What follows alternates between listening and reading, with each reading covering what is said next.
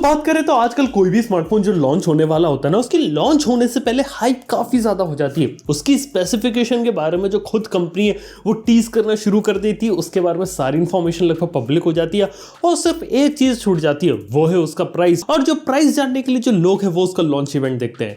तो आखिर ऐसा हाइप क्यों क्रिएट करती है कंपनी? चलिए आज इस वीडियो के अंदर हम बात करते हैं, पता लगाते हैं पीछे की सच्चाई क्या है। वीडियो पसंद आए तो लाइक कर देना, चैनल को यहाँ पे सब्सक्राइब कर देना। 6 लाख सब्सक्राइबर ये काफी जल्दी करने हैं। तो दोस्तों शुरुआत करते हैं, बताता हूं मैं आपको कि पहले क्या होता था। पहले एकदम से कोई भी जो प्रोडक्ट होता उसका लॉन्च हो जाता था और एकदम से वो मार्केट में आपको देखने को मिलता था।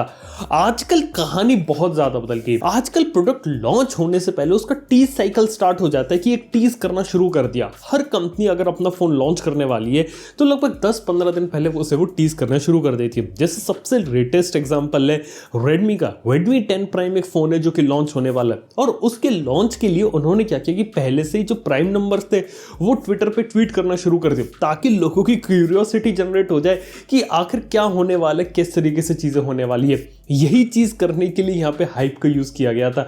यानी कि एकदम से वो पहले दिन से ही हाइप क्रिएट कर रहे हैं अपने प्रोडक्ट की और हर बार जैसे जैसे दिन बीत रहे हैं कुछ ना कुछ जो चीजें रहती है प्रोडक्ट के साथ उसे वो वहां पे टीज करने की कोशिश कर रहे हैं। यानी कि एक एक फीचर, एक एक छोटी सी चीजें। और जैसे ही लॉन्च डेट नजदीक आती चली जाती है फोन के बारे में लगभग सारी चीजें यहाँ पे पब्लिक हो चुकी होती है। इवन फोन का डिजाइन क्या होने वाला है, कितने एमएच की बैटरी होगी, क्या स्पेसिफिकेशन होगी, लगभग सारी चीज आपको पता रहती है। और लॉन्च का जो वेट करते लोग वो वेट करते हैं उसकी प्राइस जानने के लिए, क्योंकि लॉन्च डे तक उसकी जो हाइप रहती है वो ऑलमोस्ट टॉप पे रहती है। ये देखा है तो लगभग हर कंपनी यहाँ पे फॉलो करती है। अब देखा जाए तो पास में वन प्लस ने भी ऐसा बहुत सारी चीजें करी है। वन प्लस नॉट 1 का एग्जाम्पल है, वो तो अलग ही लेवल का था। उसके लिए स्पेशल इंस्टाग्राम अकाउंट बनाया गया था, उसके टीज साइकिल इतना बड़ा, उसके अंदर इतनी सारी चीजें टीज की गई, स्पेशल डॉक्यूमेंट्रीज को रिलीज किया गया, इतनी सारी चीज की गई थी उस एक अकेले प्रोडक्ट को हाइप करने के लिए। यहां तक कि इनिशियली जब नॉट का जब कंसेप्ट आया तो उसका नाम भी बहुत ज्यादा सीक्रेटिव था और उसके बाद जो उनके लीक्स चल रहे थे जी लाइट थिंग, उसी से ही उन्होंने उसकी टीज साइकिल शुरू करी थी। और तो एक बात बताऊं आप लोगों को, नॉट जब लॉन्च होने वाला था तब ये लग रहा था लोगों को कि जिस तरीके से पुराना वन प्लस वन था ना, ठीक ठीक वैसी ही चीजें यहां पे करने की कोशिश की जा रही है। यानी कि जैसे ओरिजिनल फ्लैगशिप किलर बनाया था ना वन प्लस वन, तो ऐसा लग रहा था कि जो वन प्लस वाले वो नॉट के रूप में दोबारा से एक और फ्लैगशिप फोन बनाने वाले हैं। और देखा जाए तो ये का जो हाइप रहती है ना काफी ज्यादा मदद करती है कंपनीज की। इनिशियली बात करें तो हाइप के दम पे जो लोग हैं वो फोन को खरीदते हैं। यस, कंपनी के काफी सारे फैन बॉयज होते हैं, वो इस फोन को खरीदना पसंद करते हैं। यहां तक की बात करें काफी सारे लोगों तक इस हाइप पहुंचती है और वो लोग भी डिसाइड करते हैं कि अगला जो फोन लेंगे वो कौन सा लेंगे। यहां तक कि जब वन प्लस नॉट 2 रिलीज हुआ था यहाँ पे, तो मेरे से काफी सारे लोगों के फोन आए थे मेरे पास और उन्होंने बोला था कि नॉट 2 कैसा फोन है। मतलब लॉन्च के होते ही फोन आने लगे लोगों की। कंपनी ने इस तरीके मार्केटिंग और मार्केट में ऐसी हाइप क्रिएट कर दी थी कि लोग भी एक्साइटेड थे, वो भी जानना चाहते थे कि जो फोन आया है किस तरीके का, ये वैल्यू फॉर मनी है कि नहीं है। इस तरीके की चीजें यहां पे की जाती है। और ऐसे ही हमारे पास फेमस एग्जांपल है पोको का भी। पोको F1 आप लोग को याद है, पोको जब आने वाला था तब मार्केट में उसकी धीरे धीरे हाइप बिल्ड हो गई थी। लेकिन असली हाइप उसकी पता कब बनी थी? वो तब बनी थी जब यहाँ पे उन्होंने उसका प्राइस अनवील किया था। यस, कभी कभी हमने इस टाइप की चीजें भी देखी कि कंपनी जो थी वो यहाँ पे जो प्रॉमिस जो कर रही थी उस चीज को डिलीवर कर दिया। तो जी हाँ, इस तरह की कहानी है। अब बताता हूँ आखिर कंपनी ऐसा करने की कोशिश क्यों करते हैं और ये आइडिया जो है कंसेप्ट हाइप का वो आया कहाँ से। ये जो कंसेप्ट है ना, ये आया था एप्पल के आईफोन से। आईफोन में क्या रहता है, एप्पल खुद कोई चीज लीक नहीं करती, लेकिन एप्पल का मार्केट इतना ज्यादा बड़ा है कि उससे रिलेटेड आपको लीक्स, इंफॉर्मेशन, अलग अलग चीजें आपको देखने को मिलती है। लोग एक्सपेक्टेशन बनाते कि ये आने वाला है, लोग डमी मॉडल के साथ बनाते, केस मेकर को जो मॉडल मिल जाता है, और ये सारी चीजें चलते चलते एप्पल के आईफोन के लिए ऑटोमेटिकली हाइप क्रिएट हो जाती है और एप्पल इसी हाइप का फायदा उठा के अपने आईफोन को लॉन्च करती है। यहाँ पे एप्पल खुद कंट्रोल नहीं करती सारी चीजें। अब देखा तो बाकी सारी जितनी भी कंपनीज है वो यहाँ एप्पल जितनी बड़ी नहीं है। अब एप्पल देखा तो काफी बड़ी और एप्पल को रेप्लिकेट तो यहाँ पे वो कर ही नहीं सकते। मतलब कोई भी अगर रैंडमली XYZ प्रोडक्ट किसी भी कंपनी का अगर एकदम से ड्रॉप कर दे वो लोग, तो देखा तो उसकी हाइप नहीं बनेगी। लेकिन क्या करे, एक एक चीजें खुद टीज करना स्टार्ट कर दे और उसके बाद ही अगर आपको चीजें देखने को मिले फिर काफी मजेदार चीज है ना। यानी कि अपना हैशटैग चलाए, कैमरे के बारे में बताएं, इस तरीके से अलग अलग इंफॉर्मेशन अगर मार्केट में दे तो ऑटोमेटिक तरीके से यहाँ पे हाइप बिल्ड हो सकती है। और बात करें तो हाइप बिल्डिंग के लिए यहाँ पे कुछ की एलिमेंट्स का यूज किया जाता है। यानी कि फोन की स्पेसिफिकेशन में से कुछ खास चीजें जो मैंने देखा है हर कंपनी यहाँ पे उसको टीज करने की कोशिश करती है। सबसे पहले तो होता है डिस्प्ले। आज के समय में high refresh rate display common है। फोन के अंदर भले एलसीडी एमोलेड मिले, हाई रिफ्रेश रेट एक ऐसी चीज है आज के समय हर चीज उसे टीज करते हैं, और एमोलेड है तो उसे टीज किया ही जाएगा।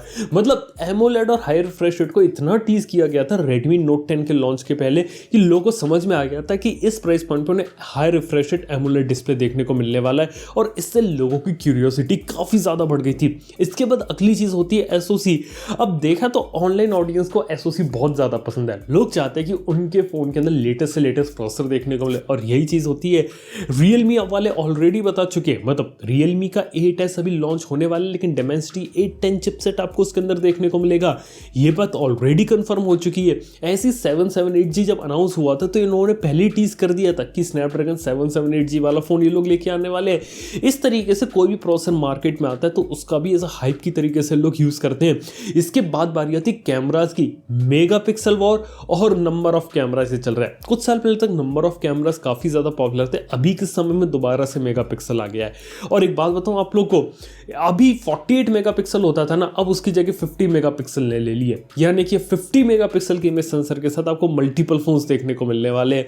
इस तरीके से भी यहाँ कहानियां चल रही कि मेगापिक्सल का यूज करके भी यहाँ पे जो टीज किया जा रहा है साइकिल में वो है यहाँ पे। और इसी के साथ ही एक दो नए जो कंसेप्ट आपको हर साल देखने को मिलते हैं, यानी कि एक दो गिमिक्स। जैसे बात करें वर्चुअल रैम की, 8GB रैम में 3GB एक्स्ट्रा ऐड कर लो, 11GB। हर कंपनी देखा जाए तो यही सिस्टम फॉलो कर रही है, और ये शोकेस करती है कि वर्चुअल रैम के कारण आप अपने फोन की रैम बढ़ा सकते हैं। ये एक नई चीज है जो हाइप में ऐड हो गई है। और डेफिनेटली 5G की हाइप। 5G की हाइप कुछ समय पहले तक इतनी ज्यादा थी कि एक बैंड का नाम लगा के लोग फोन को 5G समझने लगते थे। लेकिन इतनी सारी इंफॉर्मेशन होने के बाद, इतने सारे वीडियोस बनने के बाद पता चल गया कि एक दो बैंड से काम नहीं बनने वाला, मल्टीपल 5G बैंड्स का होना जरूरी है। और जब ये मल्टीपल 5G बैंड्स आए तो उसके बाद आपको सही अब 5G फोन्स देखने को मिल रहे हैं। मतलब पहले क्या हो रहा था, कुछ ही महीने पहले तक की बात कर रहा हूं, एक या दो 5G बैंड देखी कंपनियां से 5G फोन की हाइप क्रिएट कर रही थी कि हमारा फोन है वो 5G रेडी है।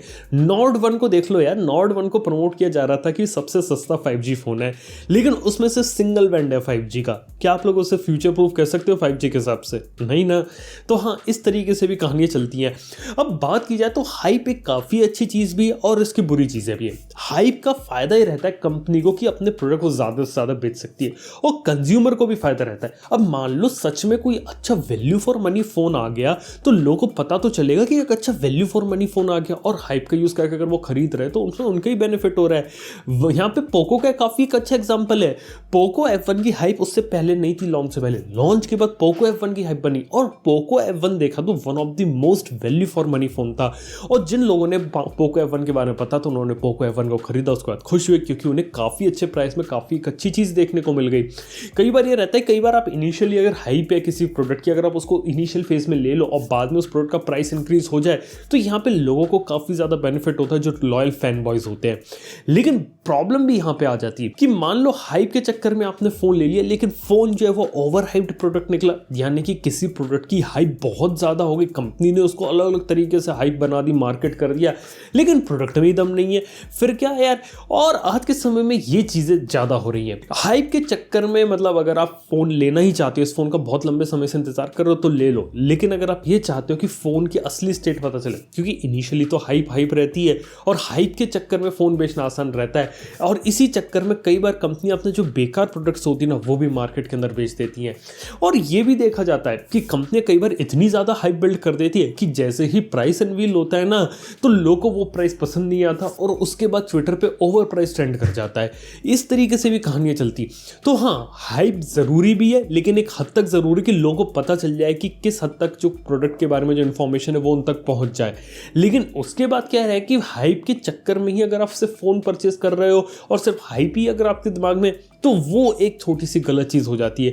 कंप्लीटली हाइप का यूज करके सिर्फ फोन के बारे में आपको इन्फॉर्मेशन मिलनी चाहिए, बस हाइप का यूज करके आपका परचेज डिसीजन नहीं होना चाहिए कि हाइप किसी फोन की ज्यादा है तो आप वो फोन खरीद ही लो।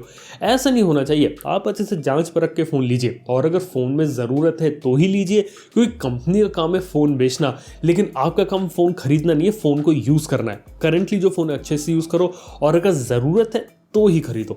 ये एक छोटी सी जो चीज़ थी मैं आपको लास्ट में बता देना चाहता था।